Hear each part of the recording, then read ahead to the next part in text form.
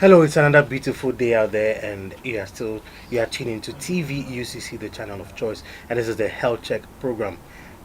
You know that when it comes to Africa, or especially here in Ghana, our staple foods mostly carbohydrates, maize, and all that.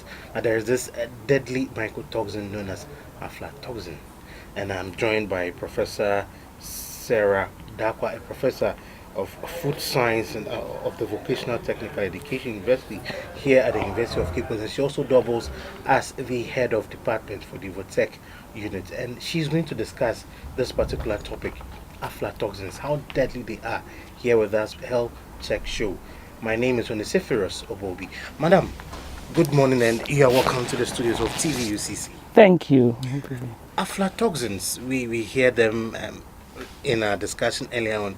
You even made mention of the fact that 1996 there was a huge outcry that we should avoid eating kenkey. What are aflatoxins? Aflatoxins are fluorescent compounds, derivatives of some compounds. What they do is that they belong to the fungi, they are molds, and there are about 100 species. But we only concentrate on the aflatoxins because they are the deadly ones. There are other aspergillus species that are even used in food production, like the Aspergillus oryza for soya sauce production, etc. But this particular Aspergillus flavus, Aspergillus parasiticus, and others have been found to contain certain carcinogens.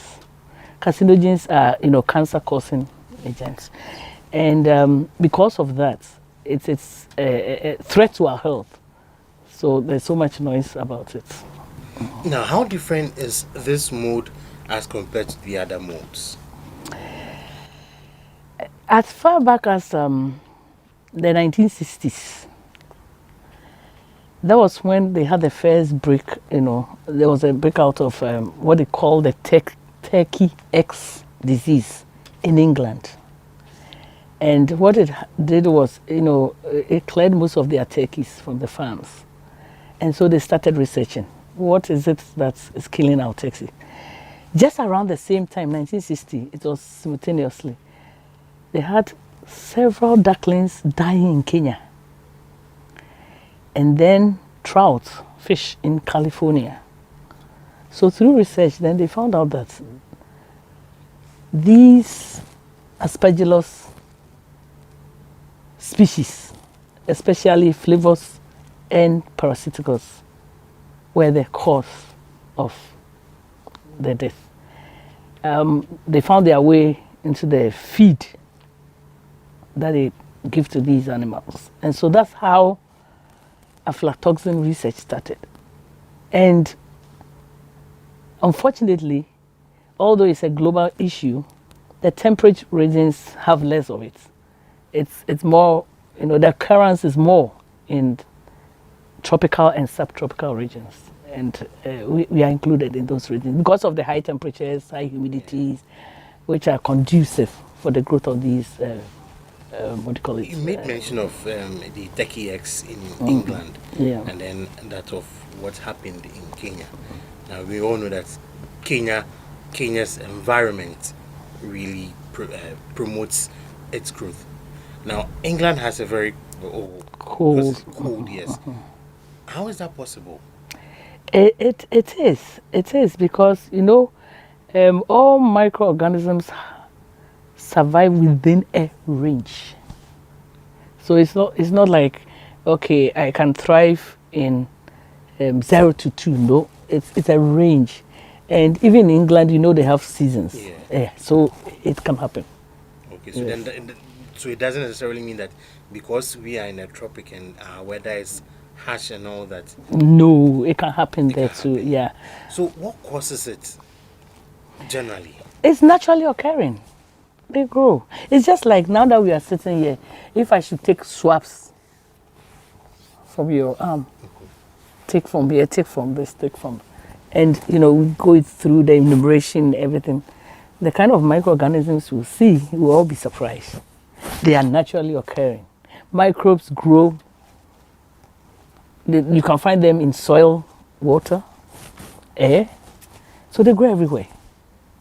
So they are naturally occurring. So how come they're able to get into contact with the food, the animals, and all that? For example, if you take maize, the maize we are talking about, even in the field, the silk, when the corn starts, the silk, they find their way there. It's an easy access. And sometimes when the corn dries up and the farmers are supposed to harvest, and they leave it in the field for some time and it rains, the moisture content will increase. And then you find them there. Moisture content, usually, ideally, less than 10%, they cannot survive. Above that, they will. They have a range for water activity, 0 to 0.996, So when these conditions, even pH, when these conditions are limited so that they cannot survive, they will not even go near it. It's survival. They are moving around. How do we know? Because obviously, these microtoxins are things we can't see with our eyes. No, that's the sad thing. We can't. So how do we know and then make sure that at least we put our product into that particular temperate? What we should be doing is to, take better care of the production, food production chain, so that right from the farmers, they are educated.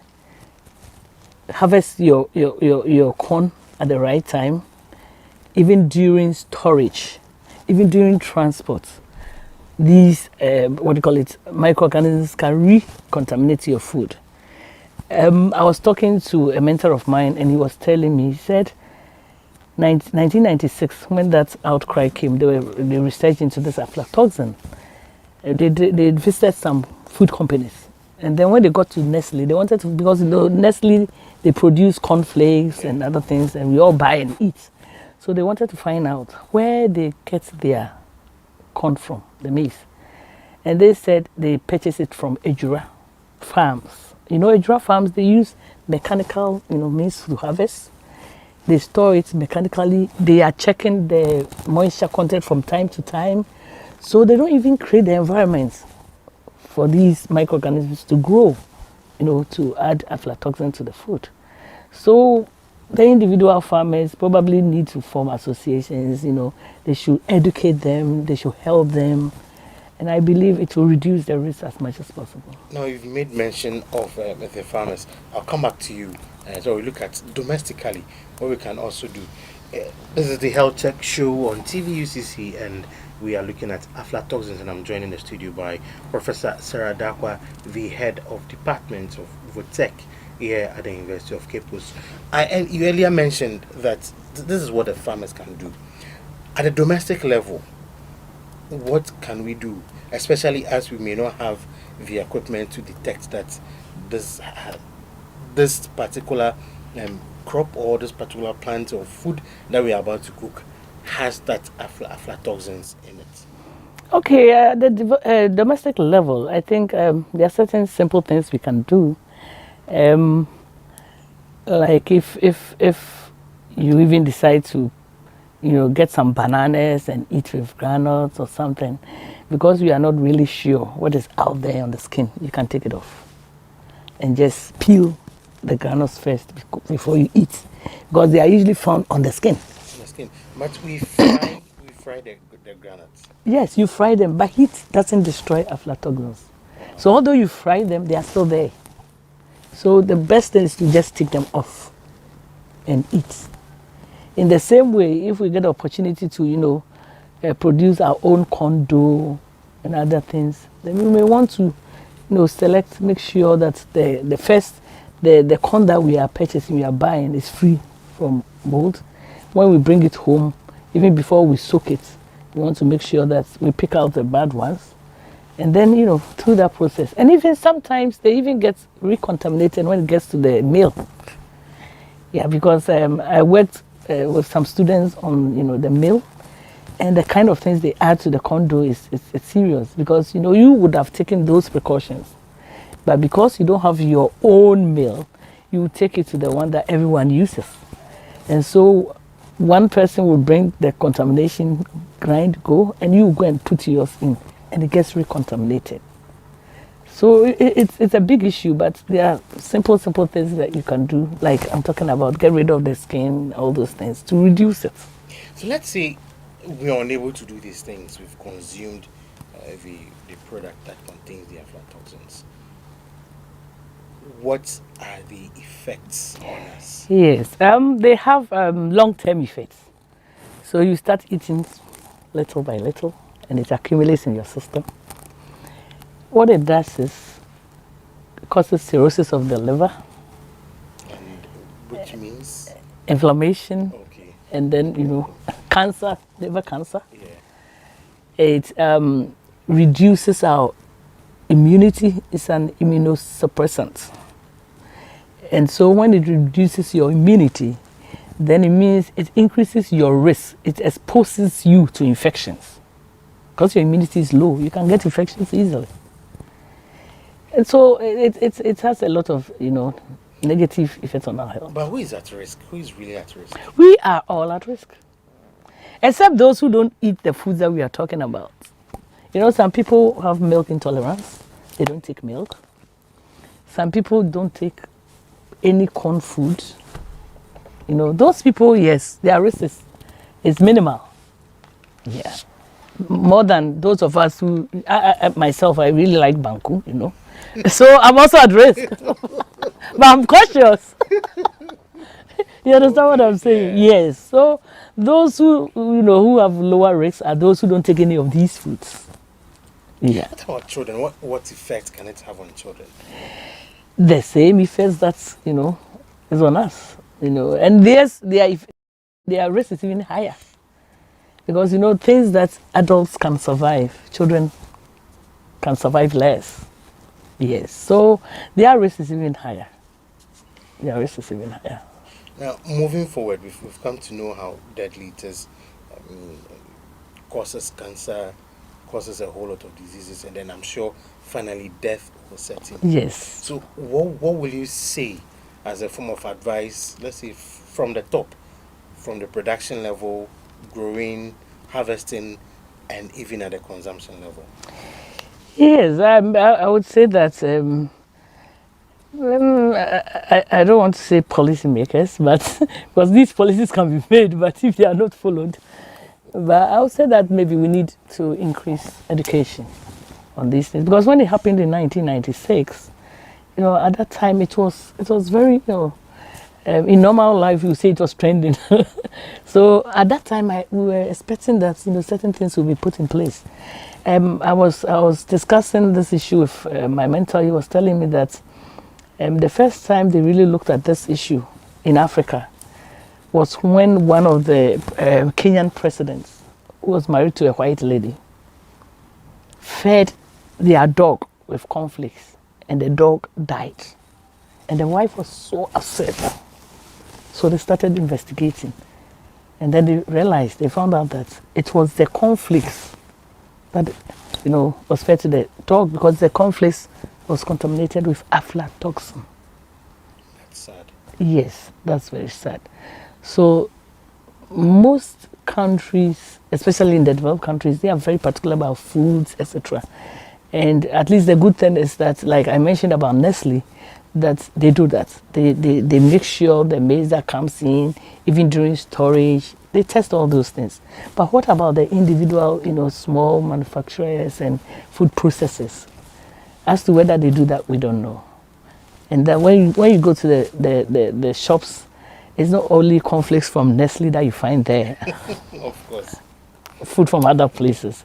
So that is the problem. But I believe if the education goes out and they get that support, and these agencies, I remember when I finished my inaugural, I had a strong letter from Food and Drugs Authority, blah blah blah, if you have done it. And when I got a letter, I laughed. And what I said was that If I haven't conducted any research into anything, I wouldn't report. But you see, it's their job to be doing these things. And I don't know the reasons why they are not able to do all. But I believe that if they are well supported and encouraged so that they can do more of these, it will go a long way to help. So that is one thing probably we should start looking at. And then collaboration. When I finished my inaugural, I was expecting that if anything, probably they should reach out to me and rather say, yes, we heard this, can we share? You get it, but not rather to bring it like a threat. You see, like, we are supposed to be doing this and you have got to do that. I mean, why didn't you also try and collaborate with them since oh, they failed to do most of the time when our students they go there, we don't have a lot of the equipment and things that we need for these analysis, and they go there. Food research, they give 20% for students. Standard boards, I've forgotten the figure.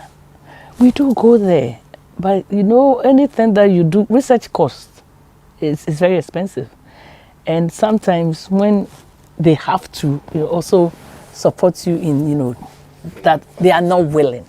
They are not.